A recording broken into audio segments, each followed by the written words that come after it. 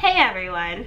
So today I am planning my business year and I want to do it honestly. I do want to take a realistic look at Stitched and Fancy, what worked last year, what didn't work last year, and how I'm going to plan moving forward. So if you're running a small business, if you're running a smaller handmade business while also juggling real life, come here baby, this one's for you.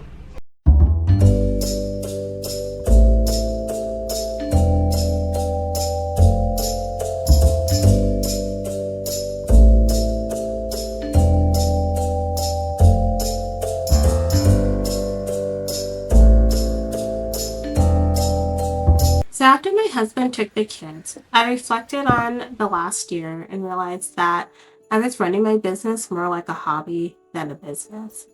So I decided that this word of the year was going to be intentional, and I was going to do things with more intention. Intention to me means being more proactive than reactive. It means carrying more inventory, planning ahead, and putting my revenue back in my business. Not in the I made some money, let's go fabric shopping kind of way, but in the way that actually supports growth. After giving myself these hard truths, I decided to set 3 goals that was going to follow my word of the year of intentional, but also be realistic because I do have 2 toddlers at home and I do want to make sure I am present with them. And I promise I am not telling him to scream on cue. It's just his timing whenever I'm talking about him, apparently. My first goal I wanted to set was to have $5,000 worth of my best sellers in inventory by market season. So I set the date to be September since that's when a lot of the big markets are starting. I really did want to do August, but being realistic with myself, I either had to cut down the number I wanted or extend the month out. And I decided to extend the month out since I just want to have a good stock. It doesn't mean I won't be making things in market season. It just means I have a good starting position to go ahead and be selling and not stress sowing before the market. And with that said, I do plan not to sow anything for business in the month of December.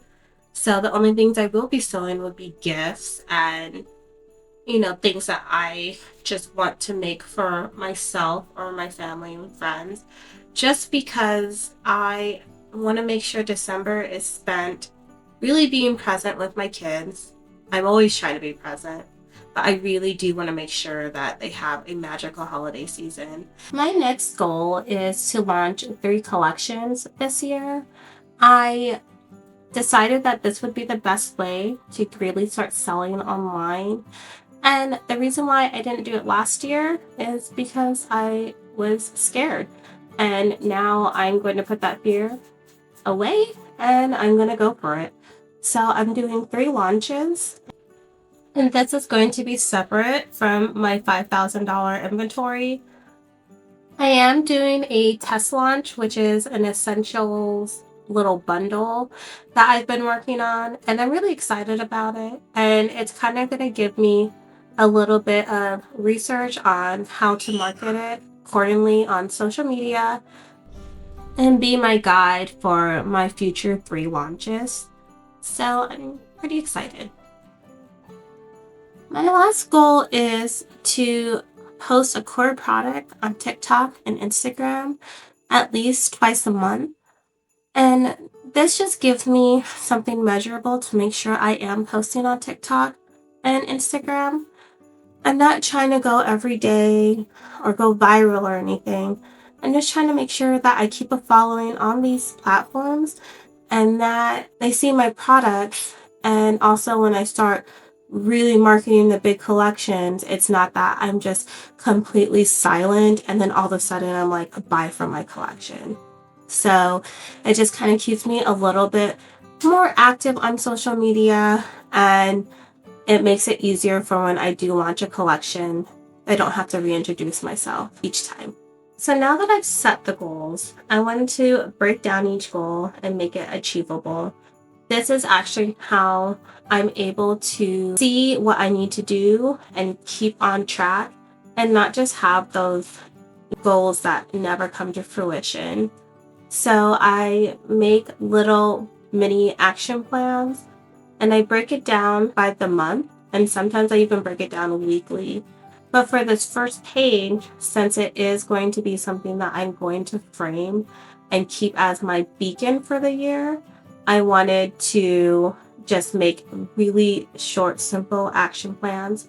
In the printable that I am providing you guys, there is a new page of monthly breakdowns. Break down your goals by month and make sure that you are working towards that goal. So by 2027, that's so crazy to say, you're where you want to be and we could celebrate together. So for my first goal of $5,000 worth of inventory by fall season, it comes down to about 26 pieces a month. And then I put like for my boxy bag, 8 per month, for my Bible covers, 6 per month, and for the ruffle clutches, 7 per month. And of course that number will vary, but that just will keep me on track of 26 pieces at least. So by September, I have my $5,000 worth of inventory. For my second goal, I just made sure I put when I wanted to actually launch these, and then I'll go into more detail on the next pages. But for my 3 collection launches, I have a spring launch, a back to school launch, and a fall launch. And I'm not sure if I really want to do back to school. I'm still like on the fence about it, but since I do make backpacks, I think it'd be cute to have backpacks and pencil cases to coordinate with. So that's why I did a back to school launch. We shall see. Maybe I'll even make a new lunch pail or something. And then my last goal, I broke it down on what my core products are and how I need to be posting about them. I have about 7 pieces that I want to make sure I'm posting about twice a month on my short form social media. So that will make sure that I am present and not disappearing like I have in the past. And that's about 14 posts per month that I am required to do. And that is pretty good for short form social medias. Only having to post 14 times a month at the minimum. And then I can add some things in there if I want.